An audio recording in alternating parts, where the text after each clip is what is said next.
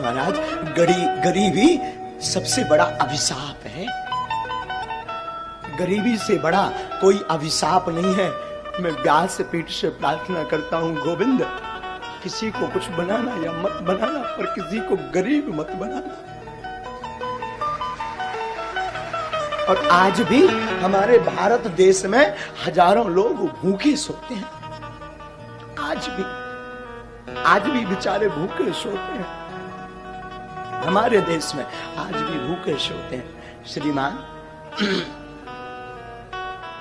हमारा निजी अनुभव है, हम किसी की बात नहीं कहते, हमारा निजी अनुभव है कि जब 2 रुपया ना हो ना तो कोई पूछता नहीं है, और कोई उधार नहीं देता। इसलिए नहीं देता क्योंकि ये चुका नहीं पाएगा। बड़े लोगों को ही उधारी मिलती है, गरीबों का तो सिर्फ परमात्मा होता है।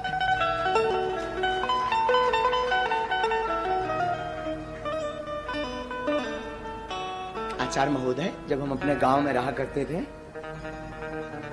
तो हम अपने गांव में भीख मांगते थे। 8 साल तक हमने भीख मांगी। और एक बार की घटना बहुत झंझोर थी, चूंकि पर वो रह नहीं पाते मुझसे कहे बिना। बचपन में हमारी अवस्था जब 9 साल की थी तो हमें वृंदावन जाना था पढ़ने के लिए। हमारे पिताजी कुछ करते नहीं थे, गांव के हम ब्राह्मण थे, तो भीख मांग करके हम अपना जीवन चलाते थे पूरे परिवार का। और वृंदावन जाने के लिए हमारे पास उस वक्त 1000 रुपए किराया ना रहे।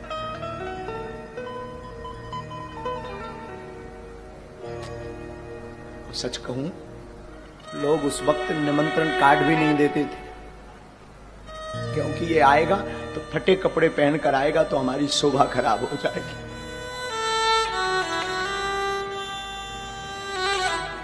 श्रीमान, 2000 रुपया किराया नहीं मिला था हमें वृंदावन जाने के लिए, क्योंकि लोग इसलिए नहीं देते थे क्योंकि ये चुका नहीं पाएंगे। हमारी माँ ने हमेशा इस दास को जीना सिखाया। माँ और हमारे गुरुदेव कहा करते थे, बेटा जगत साथ दे या ना दे, पर गोविंद के सहारे तुम डटे रहना, गोविंद सहारा जरूर देंगे। और आज हनुमान जी ने ऐसा हाथ पकड़ा, आज हनुमान जी ने ऐसा हाथ पकड़ा कि जो लोग कल किराया नहीं देते थे वही लोग आज टोकन लेने की लाइन में खड़े 6-6 महीना। और बड़ी बात, जिस वृंदावन में हमें कथा सीखने जाना था उसी वृंदावन में हनुमान जी ने बास दे दिया, आश्रम बनवाना शुरू कर दिया। मैं व्यासपीठ से प्रार्थना करूं, तुम बड़े आदमी के घर पर जा पाना या मत जा पाना, पर जिसका कोई ना हो, अगर उसके घर पर दिवाली हो, महोत्सव हो, शादी हो, दुख हो, तो मेरी प्रार्थना है उसके घर तुम जरूर जाना। और आसपास उनकी सहायता जरूर करना जिनका कोई ना हो, क्योंकि बड़े आदमियों के तो हजारों रिश्ते होते हैं, 50 लोग सिंपैथी दिखाते हैं, भावनाएं अपनी प्रस्तुत करते हैं, पर गरीब के सामने ना कोई भावनाएं प्रस्तुत करता है ना भाव दिखाता है। गरीब के सामने तो सिर्फ गोविंद रहता है। पर तुम गोविंद बनने का नहीं सही, पर गोविंद का दास बनने का प्रयास करना, क्योंकि गरीबी बड़ी विचित्र होती। साधु जिसने देखी वही जानता है। जब तक फटे न पाऊं बीमारी का जाने, पीर पर आए। वो अंधेरी रातें, वो अकेलापन, वो लोगों की अवहेलनाएं। बड़े लोगों का लड़का अनार कर दे तो वो बड़े हैं, छोटों का कर दे तो अपराध है, छोटों का करे तो अपराध है।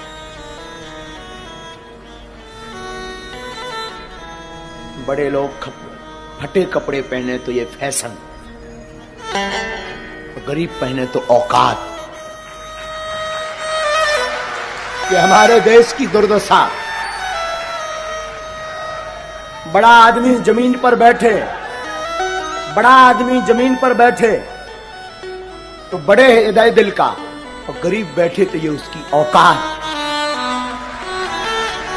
द्विपक्षीय हमारा देश है, द्विपक्षीय, तो द्विपक्षीय हमारा देश है। इसलिए बागेश्वर धाम की व्यासपीठ को हमने इसीलिए सिर्फ और सिर्फ उनके लिए खोल रखा जिसका कोई नहीं है।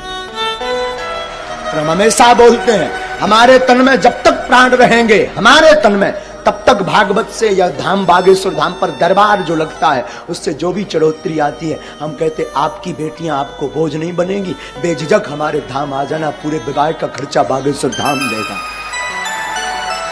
तो कोई सहारा दे या ना दे, तुम आ जाना बेझिझक। तुम्हारे हनुमान जी बाप का घर है बागेश्वर धाम, बेझिझक आना। इसलिए हमारी लोगों को भले ही बुरा लगता हमारा स्वभाव, कई लोगों को, इसलिए चाहे बड़ा आवे चाहे छोटा, लोगों को लगता हो, भगवान जाने, कई लोग बुरा भी मानते, चाहे बड़ा आवे चाहे छोटा, हमारी नजर में सब हनुमान जी के भगत हैं।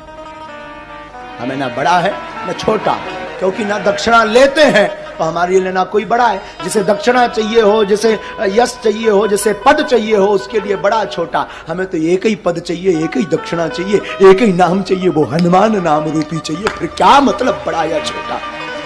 इसलिए कथा भी हम हमेशा अपने हनुमान जी को सुनाते हैं और बोल देते तुम्हारी क्षमता हो तो बैठो, नहीं तो भग जाओ, नो वेलकम। हमारी कथा आपके लिए नहीं है, अपने बाप हनुमान जी के लिए है। तुम सुनो या ना सुनो, मेरा बाप तो मुस्कुराता सुन रहा ना, तो बैठकर सुनता है और मुस्कुराता भी अद्भुत साहब। वो तो खड़ा खड़ा मुस्कुराता रहता और सुनता है कथा को। तुम क्या सुनोगे और आप दक्षिणा भी क्या दोगे? दुनिया खुद भिखारी है, वो क्या दक्षिणा चुकाएगी? अंतर इतना है, गरीब मंदिर के बाहर भीख मांगता, अमीर भीतर जाकर भीख मांगता, भिखारी दोनों है। जगत खुद भिखारी है, तो क्या आपको देगा? मैं प्रार्थना करूं संसार के लोगों से आशा मत करना, आशा करना तो सिर्फ गोविंद से करना। जगत तभी आपको साथ देगा जब आपके अंदर होते के धोते होंगे। कुछ नहीं होगा जगत साथ नहीं देगा, क्योंकि सब भिखारी हैं। अंतर इतना, कोई बाहर भीख मांगता लाज लज्जा छोड़कर, और कोई जो है पर्दा के अंदर भीख मांगता, भीख दोनों मांगते हैं। मैं प्रार्थना करूं, बुरा जरूर लगेगा मेरी बात का, और लगे तो हमें कौन थालिया पर समझाने, करिया मो कराओ। लगे भी बुरा तो मुझे कोई व्यास पीठ ही अगर सत्य नहीं बोलेगी तो कौन सत्य बोलेगा? आजकल मंदिरों में भी वीआईपी सुविधाएं हो गई हैं, गुरुओं के पास भी वीआईपी सुविधाएं हो गई। मैं प्रार्थना करना चाहता हूं, सब उंगलियां एक सी नहीं होती, ये बात ठीक है, पर उनके लिए जरूर कुछ बनो जिनका कोई नहीं, जो 2 रुपया चढ़ा नहीं सकते, उनका जरूर बनो, उनका जरूर बनो। एक घड़ी बड़े आदमी का, प्रतिष्ठित आदमी का आप निमता छोड़ देना, उसको सहयोग देना छोड़ देना, उसके साथ खड़े होना छोड़ देना। पर मैं प्रार्थना करूं, I request all of you, उस गरीब का साथ देना मत छोड़ना जिसका कोई ना हो।